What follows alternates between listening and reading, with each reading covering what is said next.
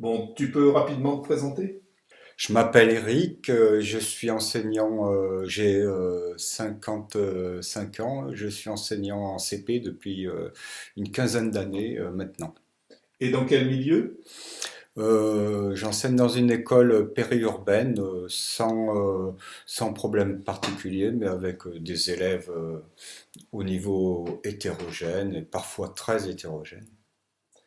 Qu'est-ce qui t'a conduit à utiliser la méthode Lutin-Latulu? Un collègue dans l'école qui était spécialiste du CP m'a aidé, m'a proposé des outils et j'ai sauté le pas et depuis je m'en trouve bien et j'aime enseigner au CP. Il m'a proposé de tester cette nouvelle méthode, l'Atulu. Voilà, donc j'ai été un cobaye. On a essuyé les plâtres ensemble. Et tu fais ça depuis combien de temps? Donc j'ai utilisé différentes méthodes et puis depuis 4 ans, c'est l'Atulu. J'avais envie d'évoluer un petit peu dans ma pratique et puis me, me lancer sur ces nouvelles technologies, essayer de voir si je pouvais m'adapter à cette nouvelle façon de faire mon CP, quoi. Qu'est-ce qui t'a semblé difficile au moment de prendre Lutin-Latulu? Eh bien, justement, tous ces aspects techniques me rebutaient un petit peu parce que je suis pas très très calé au niveau nouvelles technologies. Donc j'avais un petit peu peur d'utiliser le vidéoprojecteur, l'ordinateur, etc. Voilà, c'était un petit peu ma crainte. Mais tu as réussi à t'adapter ou ça t'a pris du temps? Eh bien, en fait, je me suis adapté à ma grande surprise très rapidement.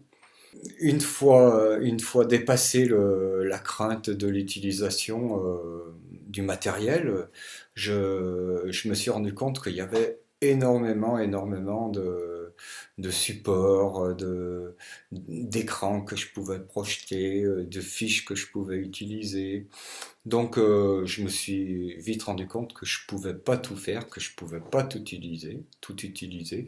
Et donc, j'ai fait ma petite sauce au milieu de tous ces supports et je, je me suis fait une classe à ma manière, quoi, à ma façon de fonctionner. Et, je suis loin d'avoir fait le tour de tout ce que je pouvais utiliser. Donc, c'est assez sympa parce que je peux renouveler des choses, je fais des découvertes malgré que ça fait quelques années déjà que j'utilise la méthode. Donc, je me lasse pas. Par rapport aux méthodes que tu as pu utiliser par le passé, quels sont les plus de Lutin-Latulu? Bah, clairement, c'est la jonction du, du vidéoprojecteur et des écrans que l'on projette, quoi, des vues qui sont projetées. C'est dynamique, c'est plutôt ludique, c'est moderne en quelque sorte. Ouais. Tu peux préciser? Eh bien, au niveau de l'attention, par exemple, qui est souvent très fugace, fuyante chez les enfants, le fait de projeter des images successives va quand même attirer le regard vers l'écran et puis souvent ce sont des écrans qui sont assez ludiques et assez attrayants. Donc l'enfant qui est tellement habitué aujourd'hui à ces images qui dont il recherche un petit peu toutes ces images qui sont l'écran lui plaît. Donc on est un petit peu en phase en quelque sorte avec le monde d'aujourd'hui finalement. Tu dis ludique, mais bon, tu as dit aussi moderne. Alors tu peux développer un peu autour de ce que tu penses là, de la modernité de la Mhm. méthode? Oui, il y a des activités que l'on peut faire qu'avec le vidéoprojecteur.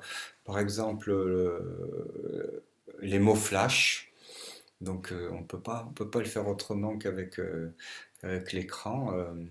Donc ça, je trouve ça plutôt moderne. Et puis la partie fluence aussi également, avec ces écrans qui se succèdent avec une adjonction de mots nouveaux.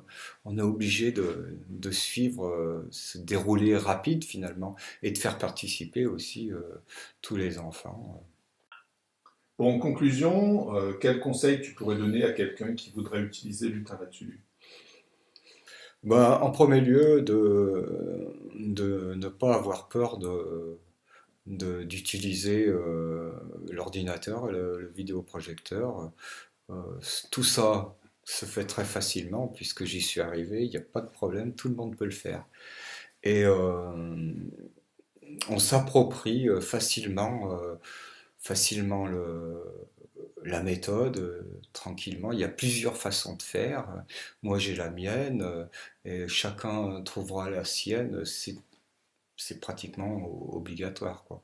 Et le meilleur conseil que je peux donner, c'est d'aller voir, de, de piocher un petit peu partout, de regarder, et puis c'est très varié, donc on peut y trouver son bonheur.